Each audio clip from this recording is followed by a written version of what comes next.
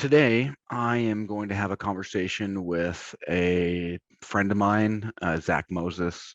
I think I first got introduced to him as I was involved in Utah politics, mainly in the Democrat side, right? For about 4 years, I was a Utah Democratic state delegate. There, not Zach, but the atmosphere within the Utah Democrats certainly drove me off nearly with pitchforks. But yeah, I found a real interest in what Zach had to say.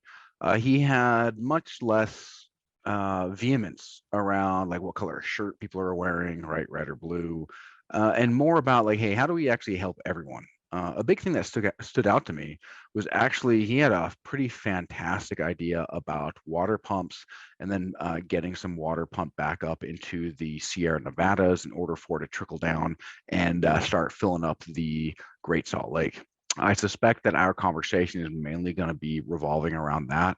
Part of this because I'm going to be running for Utah State Legislature this year, and these are some good ideas, right? The Great Salt Lake employs about 7,700 right jobs. It's about a $1.3 billion industry. It also aids to, I think our ski industry is about 1.5 billion. Pandemic obviously has upset, right, some of the industry. And do we really want to upset even more, right? Part of what makes our greatest snow on Earth is actually the Great Salt Lake and the lake effect. So the further the drought recedes at, it creates problems. And I'd like to be able to go into that in depth. Zach has spent a lot of time researching this, and then he's also even been on a TEDx stage and went into great detail, which really caught my attention. And so I'm hoping that we can go a little bit more into that, what his ideas are, what his thoughts are, how we can make sure that we can preserve these jobs, make sure that our, most important, I mean, perhaps most important resource. I mean, I think that we here in the Great Salt Lake have the only main distribution of magnesium, if I recall correctly. I mean, we do like 40% of like the brine shrimp exports, and so it's pretty intense, right? The Great Salt Lake is incredibly important to our local economy, and so I like the fact that he's somebody practical dealing with practical issues. And here comes Zach now. Let's let him in. Mr. Moses, How you how are doing? you, sir? Dude, I'm doing great, man. How are you? Oh, I'm doing all right. I had to get out of all my construction clothes and quickly Yeah, shave, make myself not look bad. get all the dust off of your hair and clothes and Yeah, and I'm stuff. all red. I was building like these stairs Yep. and for a new office, and but it's freezing outside, so Yeah. now it looks like I got like frost chap or something. Yeah. There you go. There you go. Well, hey, first off, a little bit of housekeeping. My son still bugs me about when we're gonna go to your house next time and roast some more marshmallows, dude. He loved that. Like you got a great personality, man. You're good for politics because you seem to be more of a practical guy working on practical matters than an ideologue making sure that only ideology is what's important. And that actually really stood out to me, man. And then you had some ideas that I'd really like to talk about the Great Salt Lake. And I was doing some research into that, but I'd really like to hear a little bit about what got you interested in it, why you even started looking into it in the first place, and then maybe a little bit into kind of what your ideas are and what you think are some of the local resistance areas that might make this a little bit hard in order to implement those ideas. Well, the idea for it actually came. I work in adventure travel, so Mhm. I had a group when we were on the side of the Dead Sea in Israel, and we were rappelling into Mount Sodom, which is basically this giant tower of salt next to the Dead Sea. And from up on top of this mountain, you can see this other giant white pile. Mhm. And I asked what it was, and they said, "Oh, it's sodium chloride." And I said, "Well, why is there a giant pile of sodium chloride?" And they said, "Well, it's waste from potassium production from the evaporation ponds on the Dead Sea." And the Dead Sea looks a lot like the Great Salt Lake. It really reminded me of home.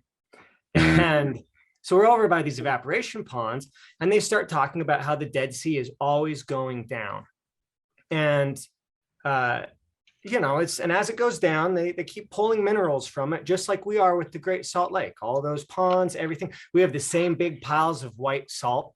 And I didn't realize you get the potassium for fertilizer production. And then the sodium chloride is a byproduct. So general table salt is pure sodium chloride, which is like this garbage byproduct from fertilizer manufacture. And real salt that we should be using, not necessarily the brand real salt, though that's a good one.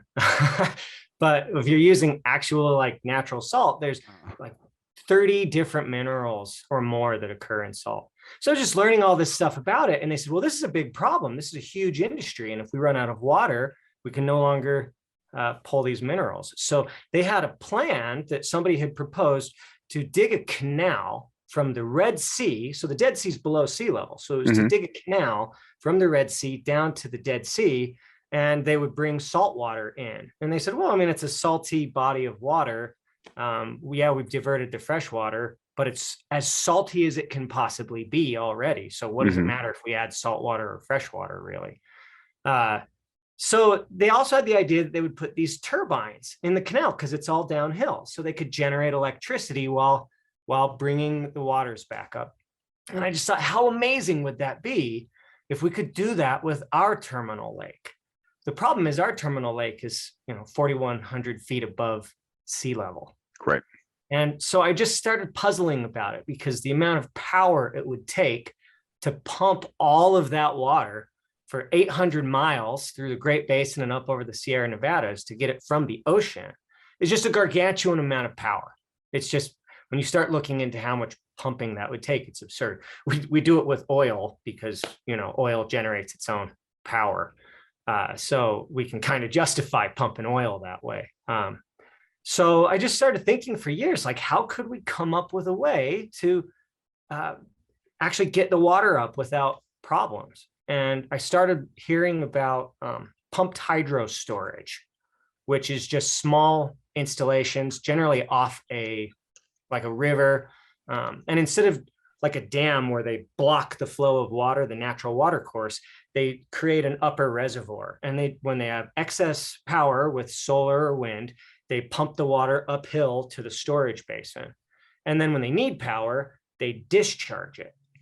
And it occurred to me that once you get over the Sierra Nevada mountains, it's basically all downhill through the Great Basin, all the way to the Great Salt Lake, which is the lowest point. And I thought, oh, well, now we've got a different issue. We just have to get water up over the Sierras. And if we're generating power on the way down and we're using excess power to move water up, then we're moving it into storage basins, essentially. It's over a longer distance, but we're just using excess power, which we have tons of. In the middle of the day in California, most of the power being generated off rooftops is not being used. It's just excess power. So you start moving water with that, and then it waits in its basins. And then instead of discharging back to where we got it, we discharge it over the hill and start filling all of the collapsed saline lakes that existed all along the Great Basin. And how did you determine was the benefit of doing that? Well, one, the Great Basin collapsing is destroying our way of life. I mean, we rely on the Great Salt Lake, which we're what's the word for it? Diverting all of the water away from the Great Salt Lake. And because we don't think it's useful, but the Great Salt Lake, we're in a closed hydrological system in the Great Basin. So all the water is in here and it doesn't escape for the most part. It comes up and it smacks into the mountains and then it runs back down to our lake. If we never let it get to the lake, we lose lake effect snow. Which, so if I recall, is about $1.5 billion a year industry here in Utah. Is that about right?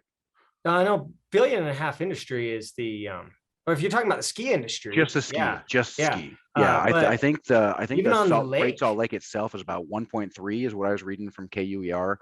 Yeah, and it also creates 7,700 jobs. We do 40% of the world's brine shrimp harvest and provide the minerals from North America's only supply for primary magnesium. That sounds pretty important. Yeah, it's really impressive too. If you've ever gone out and seen how they produce the magnesium, it's one of the most polluting things they do in industry. But magic. The way that those devices work to extract the magnesium, it's like Mm, this giant tower, and it goes up to this teeny tiny little hair-like filament that catches lightning. And they that's use the cool. lightning to do. I mean, it's very polluting, and so we should find a better way. But it's uh, really impressive. It is pretty impressive. Well, and the thing is like I don't think it's practical to change everything at once. And I think therein lies a lot of the problem that I actually found in my own ideology within politics is that it seemed like, I would hear a good idea, everyone else would talk about how much of a good idea it was. And then the only channels that I was able to like listen to or allowed to really where people will say, well, we better do this now because it's an existential crisis or else everything's going to fall apart. And that's really no way to live, man. Like if you're constantly on the edge thinking that everything is an existential crisis, you're constantly living on your brainstem in survival mode. And it makes you very, very angry, very resentful. I found myself in that same place. And even people who I used to associate with, once I started backing away from that, and quit just like saying, hey, they said something, let me agree with it, regardless of whether I do. And for instance, people who do really good work, they likely disagree with a lot of people here in Utah as far as their politics. A lady by the name of Joy Ann Marie, she put on, I think it was 26 or like 31 different like marches for like Medicare for all. And whether you like Medicare for all or not, it's not neither here nor there. The fact that here's a lady who saw a vision, got a bunch of people assembled, hey, let's go do this, and had a pretty magnificent show rate. But then when she started getting some critical feedback, she kind of started losing her mind, man. And I saw on Twitter that she had put ableist F off, right? Real word, ableist F off. It's like, well, you know what? Politics is supposed to be about community building. And if you're not community building, well, you're full of shit, man. That's just straight up. You're full of it. And so when I said, hey, do you think that's counterproductive? Dude, she lost her mind on me. Like it was like the most tepid question. And so I think therein lies a lot of the problem is that when people look at this as an existential problem, as opposed to like, hey, how do I help my community? And I think if we approach these and like, hey, how do I help my community? We got a lot of jobs, right? There's a lot of things important. I think it's easier for people to see the value, like, hey, this Moses guy is onto something. And that's one thing I really liked, again, coming back to your personality, is that you didn't really seem to need to be offended by a difference of opinion. And that's powerful, man. That's very powerful. Well, I mean, we're taking guesses at what the answer is on everything. We all get conviction and we feel like our answer is correct. And, when you start realizing that there's, a couple of billion voices that disagree with you wholeheartedly, they don't agree with you one bit. Well, maybe there's a more flexible answer. Maybe maybe one size doesn't fit all. I mean, come on. I mean, human beings, we're all so different. Yep. And people just they get caught up. Everybody gets so caught up in things as if they're important. I have celiac disease. It means I can't have wheat, barley, or rye. People get very angry when I'm like, oh, I can't have that thing that you've made. Thank you for offering it, but I can't have it. And they get so angry and they take offense at it. And it's not one size fits all. It's Right. their comfort food, literally poison for me. Yeah. And people will just take it as if it's a slight, that I wouldn't try their food. Well, I think that's the way, to be honest. I think that's on purpose. I don't think it's like they decided they're going to wake up and decide that's how they wanted to be. But I think that's the problem with a lot of the corporate media that we consume, right? It's not mainstream, right? If you want something mainstream, there's a lot of podcasts that just overshadow corporate media. And the problem with corporate media is that they've got a conflict of interest, right? Doesn't necessarily mean that they're lying, but they have a conflict of interest, which means that they should probably be held at arm's length with a decent amount of skepticism until they can be Well, open about that conflict of interest. And like, man, I worked in pediatric medical research for years. If I had anywhere near the conflict of interest that a lot of corporate media had, man, I would have gotten fired on the spot. And so there's a real problem here is that we have people who seem to be disingenuous, who don't believe the words that they say, who are paid to go ahead and propagandize us and then get us to fight each other, man, to make sure that we can't actually get any sort of like benefits. And like, if there's a $1.3 billion economy outside of the ski industry that's tied just to the Great Salt Lake, chances are that's going to help more than just Republicans and more than just Democrats, right? Well, really, I mean, for the most part, it's a Republican state. For the most part, anything you do to save the lake saves Republicans. Well, but like the Great like Salt Lake City itself is, I think it's now less Republican than non-affiliated and Democrat. And so I could be mistaken are you there. talking about the Republican versus Democrat or the LDS versus non-LDS? Because I think So you might I be could be. putting the LDS versus non-LDS. That's probably what it is. That's probably what it is. It could Yeah, be that the LDS is dropping. Yeah. most Mormons that I meet, the ex-Mormons that left the church, recently, they choose to remain Republican, because like being Republican, they have their church and then they have their Republican friends, and they're very similar groups, and they can leave their church and kind of maintain their social group by going in that Republican way. But if they turn into Democrats, they're walking away from their entire. They alienate everything. Yeah, and that's hard, man. That's hard to ask, and like, is that even appropriate? I mean, like, dude, I've found that I've been quite a naive dipshit in a lot of ways when it came to politics, right? Again, coming back to that, like, well, surely I feel passionate about this, so therefore it must be true. And I feel like there's a fundamental misunderstanding that I've had with a lot of people that were like, my guns till I die. It's like, now I look at Australia and I'm like, oh my God, like there's people getting, their houses barged in on. Are you unvaccinated? You're gonna get a cold from Omicron. I'm like, oh my God, like there's some real tyranny going on. And I see a lot of anti-science rhetoric from people who claim that they follow the science, and that also scares me. And then it really, that last year put me down a path of becoming psychologically stronger. And part of that is in a Jungian lens, where if you want to be the best self, you better start looking where you're most afraid to look. And so I started deducing, okay, well, where is evidence that I might be most afraid to look? Probably where I can't actually allow somebody to share their own opinions, and where I feel the compulsive need to straw man you, right? Look how smart I am. Haven't you read my book, right? Come off like Dr. Phil. And so what I started doing is I started fellowshipping with the LDS Church. I'm a secularist, right? What do I know? I'm somebody who's proudly proclaimed that, an atheist, and yet I started being drawn by this sense of goodness. I have no problem calling that sense of goodness God.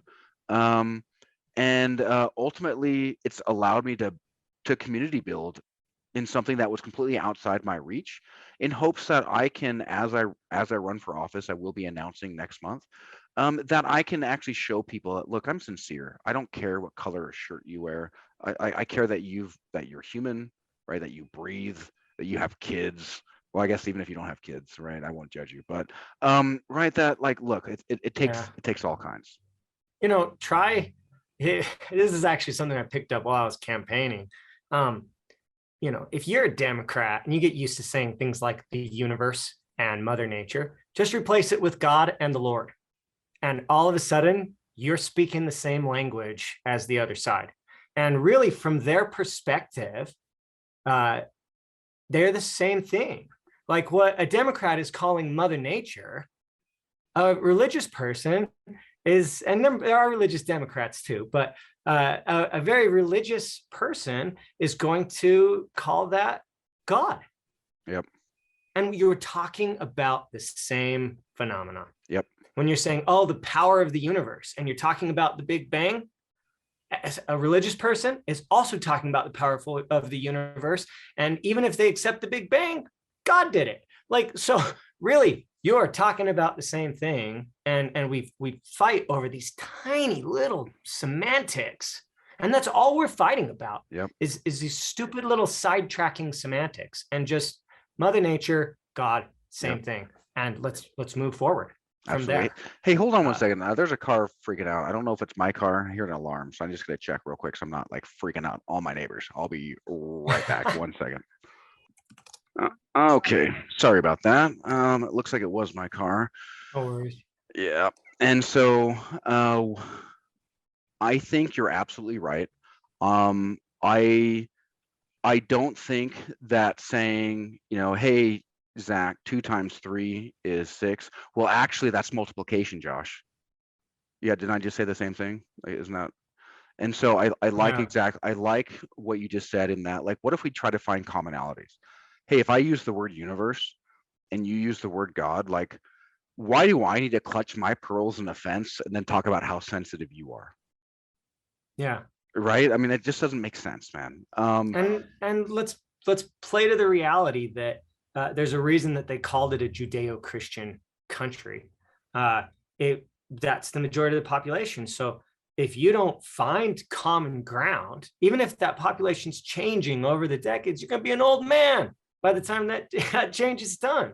So find some common ground, or you're just screaming into the wind as this torrent just overtakes you constantly. You know what's funny about that is, so I used to work in pediatric outpatient data, and I'd have to do these data presentations for different, for pretty much all the different ologies: cardiology, pulmonology, rheumatology. I deal with the chief, their administrative manager, a slew of other people. Usually there's 10 to 15 people on these calls.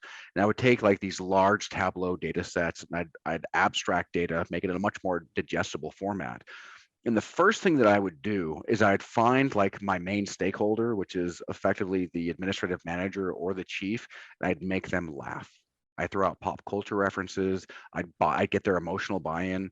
And there's a lot of power there. And with what you just said, man, there's a TV show that I love called Into the Badlands. And Oh, one of that's the most, great. dude, it is, dude, one Yeah. of the most stoic people on there, who they blew me away by the way that they wrote her character, was Lydia. um, and she had a quote at the end that said, "If you want to change the world, you've got to learn how to live within it." It's like, oh my God, man, that's powerful.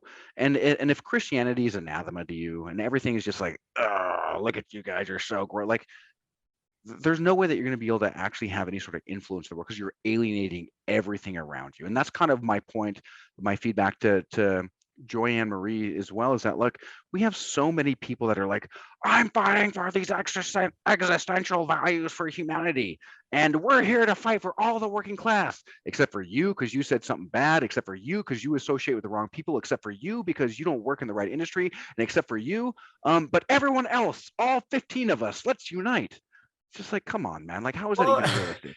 if like, and I gotta say, I don't like Donald Trump, but I remember him saying when he went over to the Republican side that the Democrats gave him no love, Hmm. but the Republicans did. And he changed who he was to try and appeal to that party. Hmm. And a lot of times I've thought in retrospect, there were so many times during my campaign that I ran into hardcore far right Republicans. I started talking to them. And by the end of the conversation, they said to me, "Why aren't you running as a Republican? You could win if you were running as a Republican."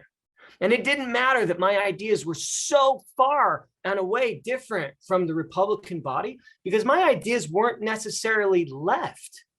They were practical. Yes. They made sense. Yes. And really, as I've thought back, that, there was a time the Republican Party freed the slaves. There was a time the Republican Party was the progressive party of America. Dude, Utah And broke for FDR all 4 times. All four. So exactly. so Utah has a strong history in working class values. Well, we're very socialist. Look at our socialist liquor store and our reliance. Even though we don't fund the homeless problem correctly as the state, we do fund the church, who funds the homeless problem. Like, the church is kind of super powerful here. It's kind of like being in the Vatican City in In a certain Rome. way, in a certain Yeah, respect, kind of. sure. Sure. You just got to live with that. Yeah. And there's this huge socialist thing going on, but there's this blending of church and state that happens here. So a lot of times we can be like, well, state's not doing anything. And it's like, well, actually the state is in like a unhealthy partnership with a church that is. So it kind of is doing something about it. We just don't like it because the church tries to convert everybody. And that's kind of feels dirty. I I have been going since August and sharing my thoughts at Fast and Testimonial meeting. I was going to the Highland Lake Ward in Cottonwood area, and then now because I'm going to be running for office, I'm going into a ward much closer to where I live. I'll probably be going around just different wards in my district just to kind of get to know people. Um, and part of what my biggest criticism is that I love everything that the church does as far as like community mindfulness, right? And a quick aside, like when I was 2, my house burned down, right? We lost everything because the ward system circled the wagons to take care of us. We actually gained more than we actually lost. So there's something beautiful about communities taking care of communities. And so this you mentioned the word socialism. This is another thing that's important to define terms, because a lot of people hear socialism, it's only defined by dishonest actors, and so they immediately get scared of it, which they may or may not should be scared of it. But we're never really allowed to talk about like, hey, is there something there that we should be able to talk to in order to take care of workers, while at the same time marrying that up to the capitalist system that vastly rewards people who are visionaries and willing to take the risk in order to provide a better good or service to the economy. I like that, man. I like the idea of being of not chewing up our working class. I mean, because when I served in the army, man, in my multiple war zones, like I was told that I was supposed to do that over there so we can preserve what's most important over here. Well, then I come back and find out that if you don't have like the ability to add quarterly profits to some massive, right, Fortune 500 that ships all their jobs overseas anyway, well, then you're just tossed on the refuse heap and forgotten about. Dude, Do you that's remember, gross, do you man. remember That's when the gross. last president was made his comment about why can't we get immigrants from these not shitty countries or something the like the that? asshole countries. Yeah. Yeah, and he referred to several countries that like why can't we get good immigrants from there? And then he referred to all these socialist countries. He referred to Norway. He referred to Sweden. He's just like, we should be trying to get immigrants from there. And it was like, we don't, because everyone's doing okay there. Like, Yeah. I'm not really sure, like, to be honest, I would be really interested to hear from a historian what it was that has us so like pathologically in need to go meddle in like Venezuelan politics and then immediately point at it, see, it doesn't work. Hey, we just deposed their leader and we just, propped up some CIA, avatar. And then they got ousted because like, Maduro certainly is not a good person, but like hey, but Obama, dude, Obama Venezuela. like murdered like 90% like civilians with these drone strikes. So chances are, on paper, Obama's not a good person either. Does that mean that we should be deposed? And so like I just wish that we treated people the same way that we demanded to be treated and had a little bit less hands-on approach. I mean, John Bolton, part of the Trump administration, straight said it's about the oil. I mean, it's got a larger oil reserve than Saudi Arabia. Man, Um, when you're like in Russia and we go all over the world, we get to see everybody's news. So you're seeing like Russia's propaganda machine telling everybody how it is in the United States and the evil, whatever. And I'm sitting here from the United States being like, oh, all that stuff isn't true. But then every once in a while you stop and you go, but I'm victim of the American propaganda machine. right.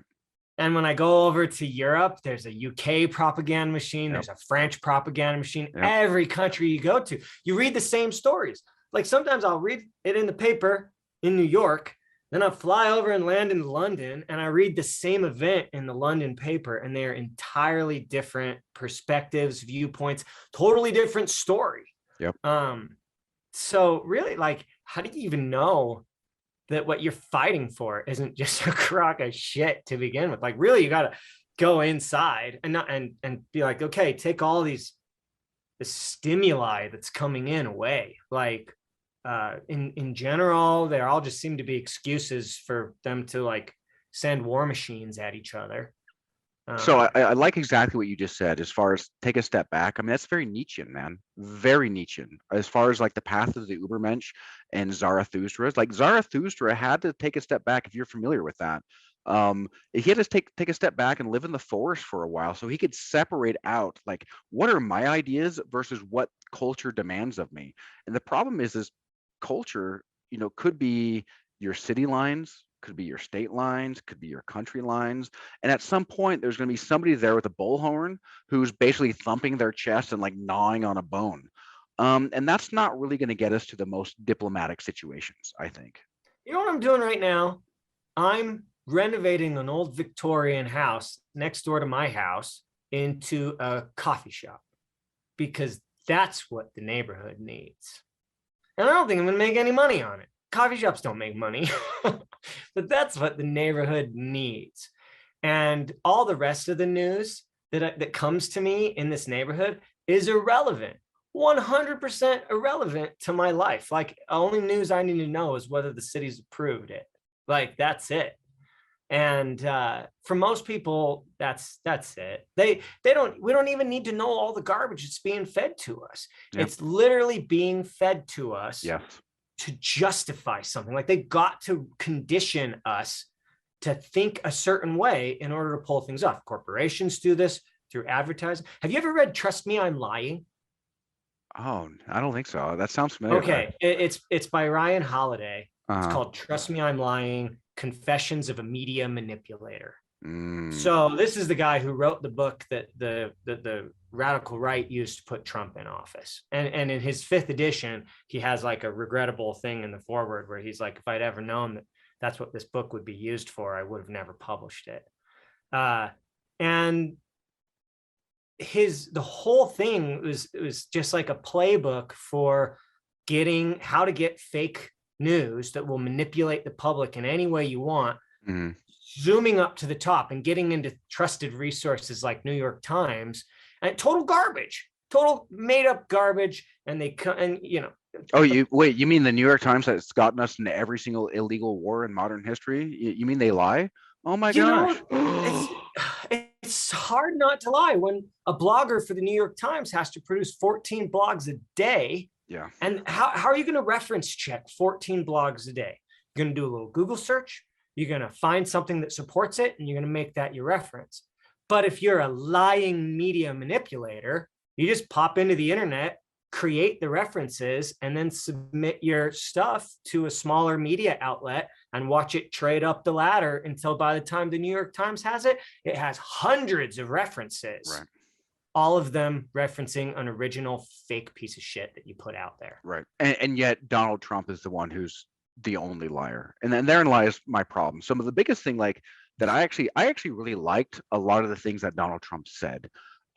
Because he just aired it out for us to actually examine. Beautiful. Yeah, he said some rotten things. Okay, well, that, you know what though? A lot of us have rotten things inside our hearts. I actually am glad that he talked about it so we can examine it.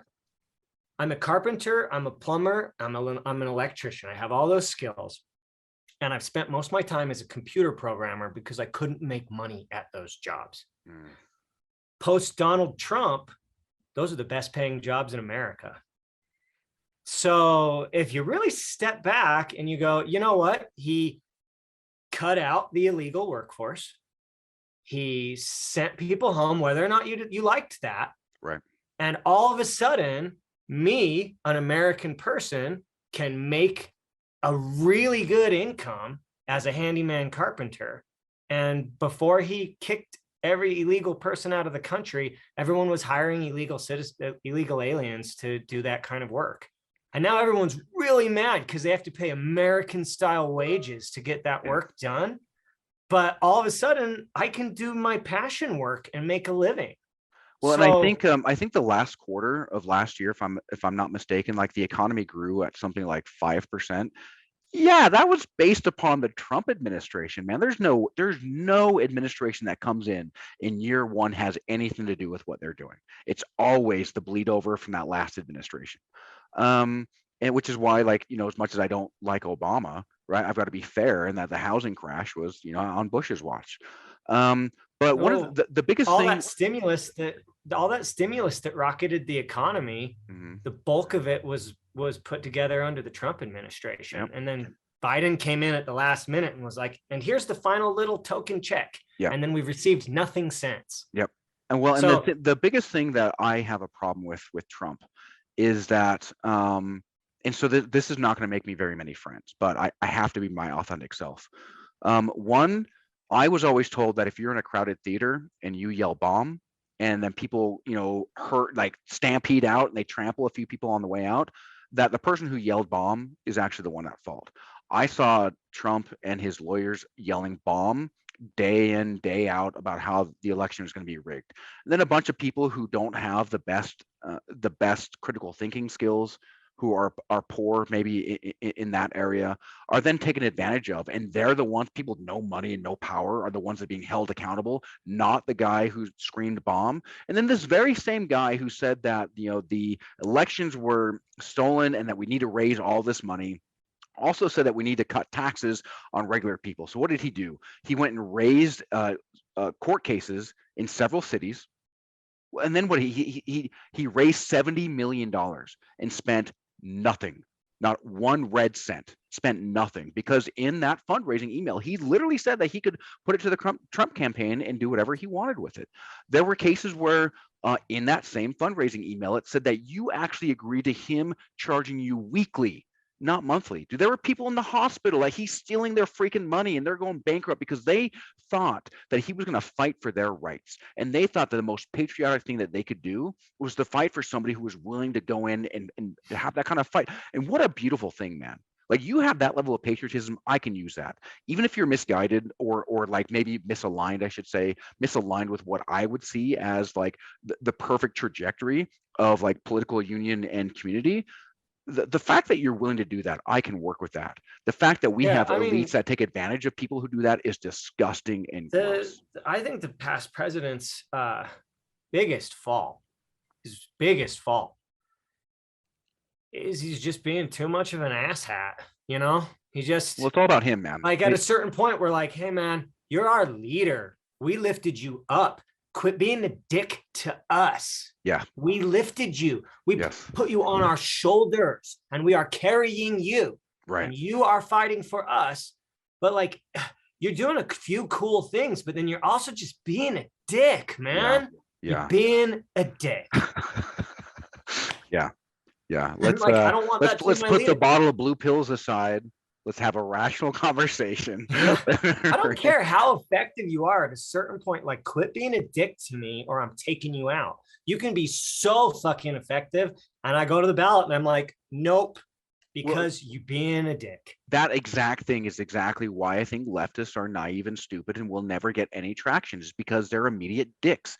The second you disagree with them, man, they start sweating, they start shaking, they start waiting for their moment to say something that's usually a non sequitur, because it had absolutely nothing to do with the organic conversation we were having. It's just that they just had this talking point that they needed to be able to pump out right from their propaganda pipeline into their head.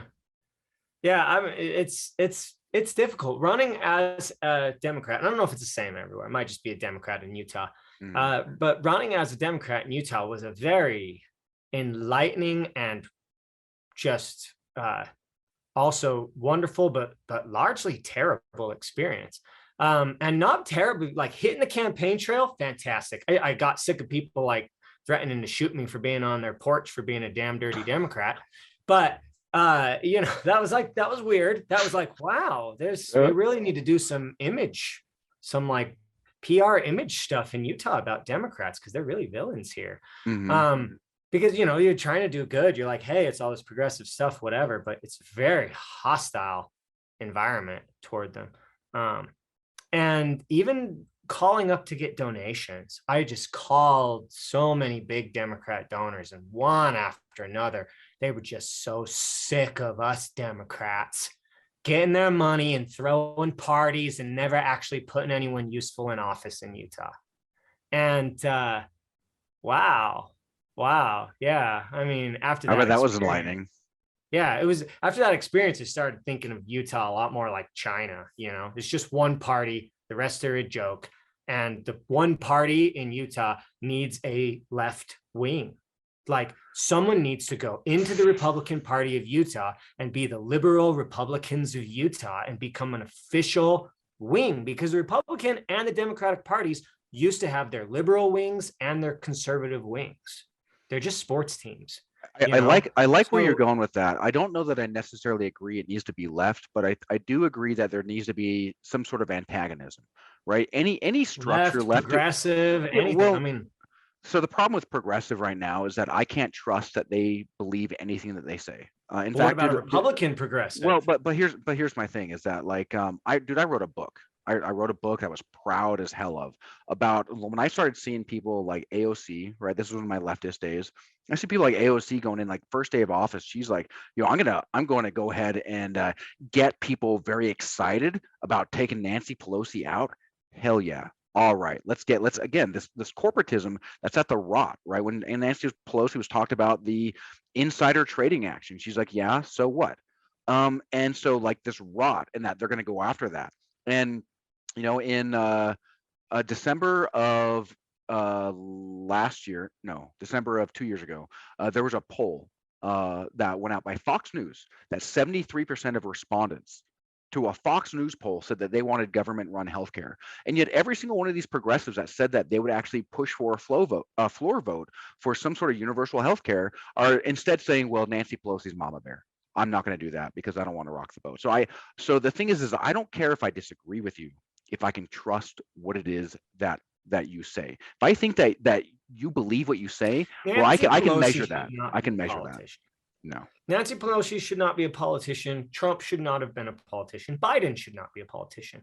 The world needs young politicians and old judges. All those people need to be judges. They had lives. They lived everything. That's an They interesting know point. every kind of thing. Like young people, we get these crazy ideas the younger we are about like ideologies, and we want to fight for them, and we're not flexible and everything. But that's great. Like you want a politician that's going to get something done. You throw some ideological young person in there that's going to hit the pavement and fight against everything to get their thing through. But you make a young person a judge, they'll just like shoot them all and let God sort them out. Like it's so bad sometimes. Like you just get these like young, Gen Z people, and Yeah. like you hear the stuff they put on like TikTok and wherever, and you're like, wow. Yeah, I know that what you were saying was anti-racist, but you shouldn't say anti-racist things about like hanging people. Like that's like lynching Hmm. is there a very racist thing. If you just change the color of the person being lynched, that didn't become anti-racist. Yeah, there's something like ridiculous and just so insanely paradoxical about this moment that we're in that everyone needs to be anti-racist except for when you're making fun of white male whitey who's got all this privilege. It's like that's racist, right? Didn't we just say that like color is like Yeah, if I went you to Hunter yeah. High, and there was a program. I don't remember what the name of it was. It's been decades. But they had a program in the school that was for women and minorities, meaning the only group excluded from the largest club in the school was white males. The only excluded group, and specifically excluded. I got into like big rows with the vice principal when I was in high school saying this is completely racist to exclude. I'm in the one group excluded from this club, and everyone else can be in the club but this one group. And she told me it was because I was so privileged. Dude, I got 14 siblings. Like everything I have in life, I had to claw it Dude. and build it myself. Like that's how I got everything. Dude, I was Nobody was raised handing me. with all my privilege, dude, same dude, I was raised with Godzilla. I was raised with Godzilla and whatever other like, Tiamat like monster. And it was insane, dude. Like when I was growing up as a little kid, my mom and stepdad would come out ready to just wreak havoc on Japan, and I was Japan. So I had to figure out how to hide from monsters that would annihilate my body, annihilate my brother's body, and Yeah, just go nut. you know, And then that very same survival mechanism that I had to employ in order to survive Godzilla literally set me up to be a prey animal in the schools, dude. I had no ability to not be attacked wherever I went. But yeah, I'm so incredibly privileged. And then I went to the army. Went to my first war zone 8 days after September 11th. That's a lot of privilege there too. I got to deal with people with no electricity, volunteering all my free time to help people who have been ravaged by war. Yeah, that's a lot of real privilege there too. So like we Yeah. think such simplistic and ridiculous and stupid ideas that somehow right, if you're a person of color, then you're automatically a good person. And if you're a white person, then somehow you're, privileged and we don't need to Well, listen yeah, to anything you well, say. it's true. The majority of the world's wealth sits with white people. But that's a really big generalization. I mean, some of the poorest people in the world live in Appalachia, and they're also white people. Um, like there are poor white people, wealthy white people. And yeah, the most wealthy people in the world are old money white people. But it has And nothing to like do when with we the talk white working about class. Bezos Mhm. and Elon Musk as being like the richest people in the world, no, they're not, because it's all this unrealized wealth. That's their stock value. It's not. Mhm. It's not real. But there are other groups that aren't even in these charts that just have more money than God, Yeah, like and they sheiks just and like, sultans and stuff. Yeah. yeah, and like we don't even pay attention to them, and we'd have these like make believe people we say are the richest because they've got these IOUs that say if they sell them they're worth all this money. Yeah. And you see how it like goes up and down. Like we're in a market correction right now, and like a third of Elon Musk's wealth just evaporates because he Yeah. never fucking had it. Right. That's why he Right. never had it. Now the 15 billion or so that he just sold, he totally had that. He absolutely had that. Most of it went to pay a tax bill. So Yeah. we should all be happy. He turned in his IOUs and turned almost the entire sum over to be like tax bill. There you go. Yeah. And yeah, dude. So I also, one thing that I like too is that I recently started listening to Jordan Peterson secularize the Bible. As soon as he started, and so this by recently, I mean within the last year. Once he started doing that, dude, it made so much sense to me. So much sense. I was in an environment where, working for pediatrics, it was hard for me, man. It was real hard because again, I try to think scientifically. I try to look to see if there's objective evidence. And objectively, I'm told, at the beginning of 2020, well, hey, we need to all wear masks until the vaccine comes out. And then when the vaccine comes out, well, I'm still wearing a mask at work. Well, that's weird. Nobody's talking about it. Nobody's telling me why. Well, there was an amnesty box. Um, well, it's an email box. So I emailed, which was the chair of pediatrics, the same chair who told me before this that if I had a superpower, it's giving meaningful feedback and encouragement to others, including himself, because I did it to him. I stopped in the middle of the coffee shop, like, or in the break room, and you could see like the pilar erection, like the hair standing on the back. It was because people just don't talk to him the way that I talk to him. It made him feel amazing. And then he turned around and just filibustered and didn't answer my question. Didn't answer like, hey, if masks work until the vaccine works, what gives? Why are we still wearing masks? He didn't actually give me a straight answer. He just filibustered, and I lost a lot of respect, man. It really, it was hard for me to continue working in that environment. But provided me a lot of stability, which I valued. I worked with a lot of associate professors, which I valued. I worked with a lot of people who did a lot of good in the community, and I valued that. Well, Jordan Peterson started talking about what if the story behind Abraham and Isaac was nothing more than a parable saying that what if that which you love the most is exactly what's holding you back, and you've got to be willing to sacrifice it. Well, I did that, man, and like I'm making 3, 4, sometimes 5 times as much money a month now because I'm actually working in an environment where I'm getting paid for my superpower instead of just attaboy. You bring something nobody else does. We're completely incompetent at measuring it, so we're not going to. Mm. Well, that doesn't help me at all. And I think a lot of times what people need to sacrifice right now is their love for their political affiliation and their love for like the idea of like a king. Donald Trump is putting himself as a king. That is so antithetical to what the American experiment is, man. Like we don't believe in kings here, right? If you want to have a king, like some sort of like symbolic king, I'm okay with that, like a fourth branch of government. People might get mad at me, but like it seems like we need to have something to be able to look at as like that king that's not the president, because the more that we look at the president as a king, man, like it's scary. It's very scary. We're just creating way too much executive power Well, I think that we should return to how the nation was founded. you didn't pick your vice president. The vice president is the runner up. So you have your president and you have your vice president, and your runner up is usually the best of the other party, of the opposing party.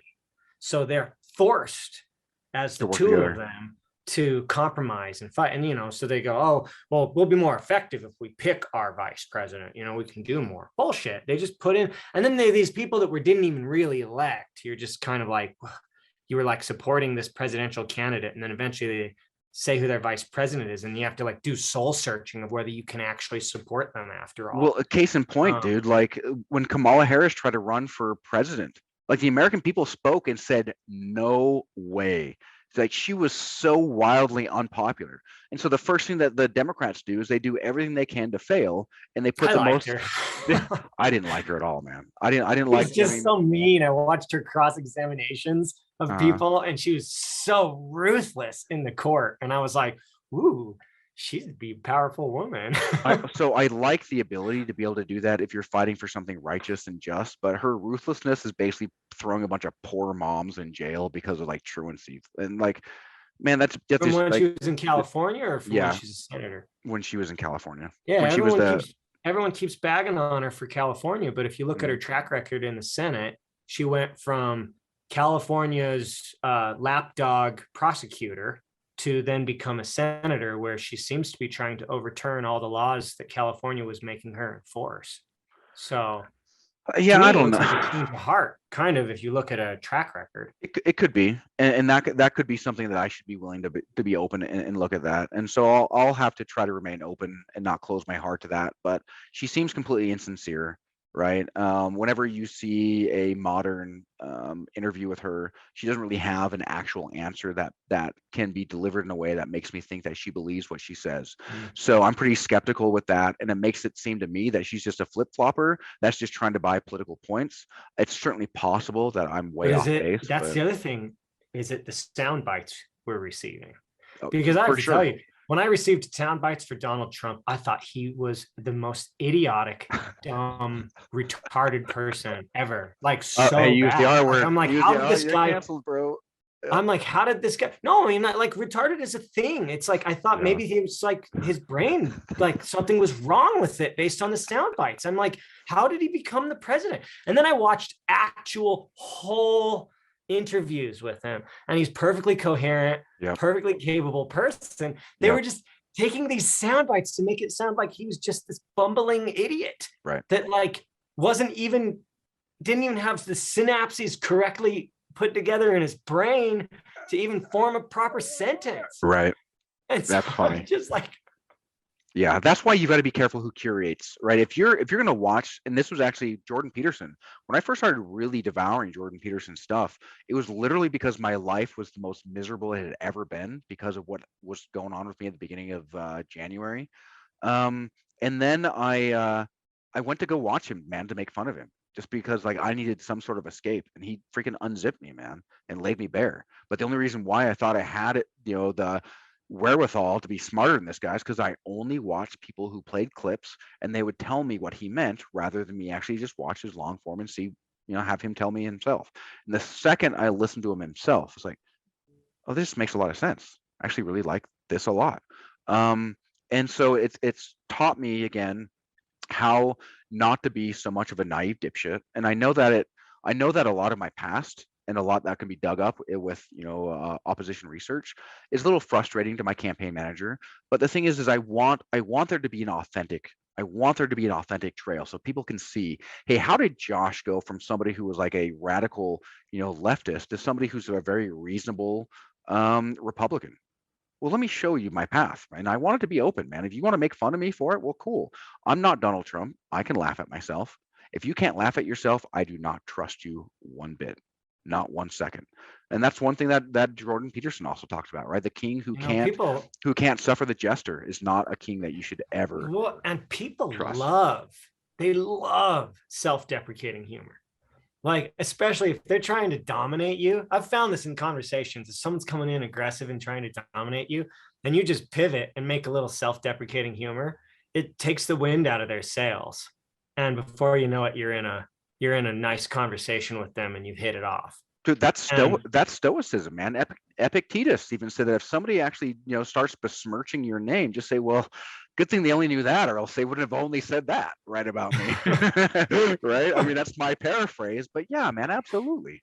well, Yeah. man, when I was running for politics, I'm like, oh man, if people start like digging into my past, they're gonna find all kinds of things to throw at me.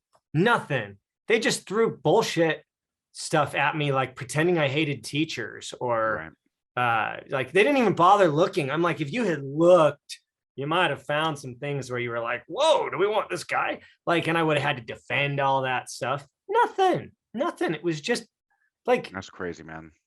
yeah, I'm like, you guys just make stuff up. Yep. Which it's important to get your sources from somewhere that you trust. So we are closing in on when I'll have to wrap up. Before we do that though, like, do you have any ideas or any thoughts of getting back into the Utah politics? I don't know. I had fully been intending to run in this cycle. Um, and then the pandemic happened. And I work in travel. So I went from high flying, high income to government aid like Yeah, everyone else. I And bet. so, I'm back working again, but here's Omicron, here's other ones. So we're still like trying to recover in our we had the most hit industry in the Yep. world. And then now I've started focusing on some other things. I've got this coffee shop we're trying to do next door. Hmm. And funny, I'm actually closing on a property in Cedar Key, Florida, and we're closing in a couple of weeks. So we're gonna be snowbirds going. Yeah, I don't like the winter, and I don't Yeah. like the pollution in the valley. So we're gonna start going away for the winter. And it's a little commercial. It's a house, but it's like a little commercial spot. And this is for America, this is the epicenter of climate change. I literally have a waterfront property that I got that in 50 years should be completely underwater, 100%. And everyone thinks I'm insane for buying it. And but I don't know, just like the lake. I'm fascinated by the changing climate Mm. and what can be done. I think I'm actually going to build a little demonstration, little hydro system going out into Nice. the water. I like it, So man. Well, if I'm successful, I fully intend to be, but I mean, you just never know. If I'm successful, though, I really would like to see how to implement some of these ideas that are practical, right? That, I mean, Seattle even showed, I think it was Seattle, or maybe it was Portland, that showed that putting turbines inside water pipes, even city water pipes, actually is a way to be able to create electricity. there And is a so, clock on Main Street in front of Mhm. Zion's Bank that has a turbine that's been in for like 100 years inside City Creek underground. And it turns a little spindle, which powers the clock. And that clock has been water powered through pipes forever. And it's right downtown Salt Lake. That's This isn't cool. even new concepts. Dude, and that's brilliant. That's brilliant. And again, like, how do we work as a community? Because again, if the only thing you care is about your tribe, you're full of shit when it comes to politics. If you're not community building, get the hell out of my face. Quit talking. Go away. Right. And so we've got like, and so this bothers me on both the left and the right, right? It's not just the left who say, and this might be my final point, and it's not just the left that say, hey, let's all organize except for you, and you. Well, you also got the people that'll scream in your face about not standing up for the Pledge of Allegiance while completely dismissing the part that says united we stand, divided we fall. Right? I Have you mean, ever do we even, seen there's a statue in front of the city and county building downtown Salt Lake yeah, that about it. has the Pledge of Allegiance on the flag on the side of the statue, Hmm. but it was put up before they added one nation under God. It was Hmm. just one nation indivisible. Yeah. And so it's historically burned into a plaque in downtown Salt Lake. Yeah, that's funny, man. But yeah, I hope that I can help people examine, like, do we even know the thoughts that we think? Do we even know the parables and dogmas that control our lives? Like, let's make sure we investigate what it is that we're being told, so we're not just repeating lies that are manufactured to make our lives worse in order so, Zach and Josh are fighting each other rather than working together. Yeah. Right. On to that note, it's sort of like everybody is trying to uh Everyone's trying to trick you. That's a good way to look at things. Even if it's your mom, she's trying to trick you into doing what she wants you to do. So, everybody has their own agenda, and whatever they're talking to you about, they have their own agenda. And ask yourself, no matter what they're saying, what's this person's real agenda? What are they actually like? Why are they here? Right. Before you get into all those other sound bites and things that try and make them look bad, just try and figure out what's their actual agenda. That's beautiful, man. I think that's a perfect way to stop. And I think you're absolutely right. If we can go about that also within ourselves, what is my agenda that I'm putting out into the world, and what is their agenda that they're trying to impress upon me? I think that just by examining and nothing more, examining that, I think that we would be in a much better place, in a much healthier state of the union. But well said, my friend. Yeah, this has been wonderful, man. I really appreciate you taking the time, and I look forward to having coffee sometime, and then maybe maybe Matthew and I will come stop by and like, hey, man, let's throw some marshmallows. Yeah, it's just up the street from the other place, so you have to come see it. Absolutely, man. I'd love to. Yeah. I'd love to. But alrighty, buddy. May the force be with you. Live long and prosper. I love it. I love it.